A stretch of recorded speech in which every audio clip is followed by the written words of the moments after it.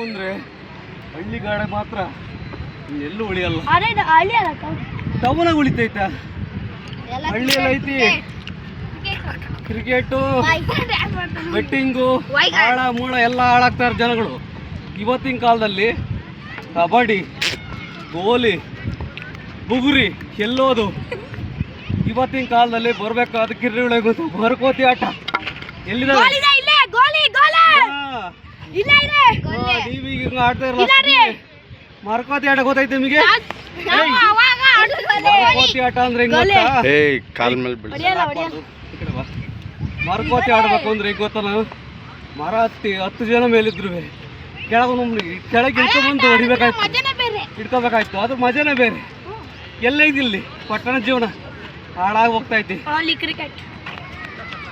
ಸಾಯಂಕಾಲ ಬೆಳಿಗ್ಗೆ ಆದ್ರೆ ಟ್ಯೂಷನ್ ಟೆನ್ಷನ್, ಮಕ್ಕಳಿಗೆ 1.5 ಲಕ್ಷ 2 ಲಕ್ಷ ಮಕ್ಕಳಿಗೆ ಫೀಸು. ಗೌರ್ಮೆಂಟ್ ಸ್ಕೂಲ್ ಓದಿದ ಮಕ್ಕಳೆಲ್ಲ ಇವತ್ತು ಗೌರ್ಮೆಂಟ್ ಆಫೀಸರ್ ಆಗಿದ್ದಾರೆ. ನೀನು ಒಬ್ಬ ಓದ್ತಾ ಇದೀಯಾ? ಸುತ್ತಮುತ್ತ ಎಲ್ಲ ಪ್ರೈವೇಟ್ ಸ್ಕೂಲ್ ಆಗಿದ್ದಾರೆ.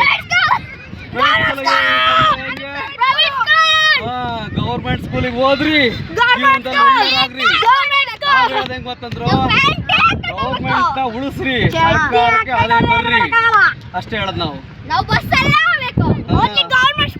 ಗೌರ್ಮೆಂಟ್ ಸ್ಕೂಲು ಸರ್ಕಾರಕ್ಕೆ ಆದಾಯ ಅಂದ್ರೆ ಕರ್ನಾಟಕದಲ್ಲಿ ಇಂಗ್ಲಿಷ್ ಕನ್ನಡ ಎರಡೂ ತಂದಿದೆ. ಗೌರ್ಮೆಂಟ್ ಸ್ಕೂಲು 2 ತಂದಿದೆ. ಆದ್ರೂ ಸದುಪಯೋಗ ಮಾಡ್ಕೊಂತ ಇಲ್ಲ. ಎಲ್ಲ ಆಫೀಸಲ್ಲಿ ಗೊತ್ತಾ, ಮಕ್ಕಳನ್ನ ಇಂಗ್ಲಿಷ್ ಮೀಡಿಯಂ ಸೇರಿಸ್ತಾರೆ. ಇದು ಕರೆಕ್ಟ್ ಹೇಳಿ, ತಪ್ಪದು. ನನ್ನ ಮಕ್ಕಳು ಅದೇ ಗೌರ್ಮೆಂಟ್ ಸ್ಕೂಲಾಗ ಓದಿದ್ರೆ ಅವ್ರು ಅಫಿಷಿಯಲ್ ಆಗಲ್ವೇ? ನನ್ನ ಹೆಂಡತಿ ಪಿಡಿವು ಅವ್ರು ಟೀಚರ್. ಗೌರ್ಮೆಂಟ್ ಸ್ಕೂಲಾಗ ಓದಿದ್ರೆ ನಾವು ಇಲ್ಲಿದ್ದೀವಿ ಅಂದಾಗ ಇಂಗ್ಲಿಷ್ ಮೀಡಿಯಂ ಓದಿದ್ರೆ ಏನಾಗ್ತದೆ?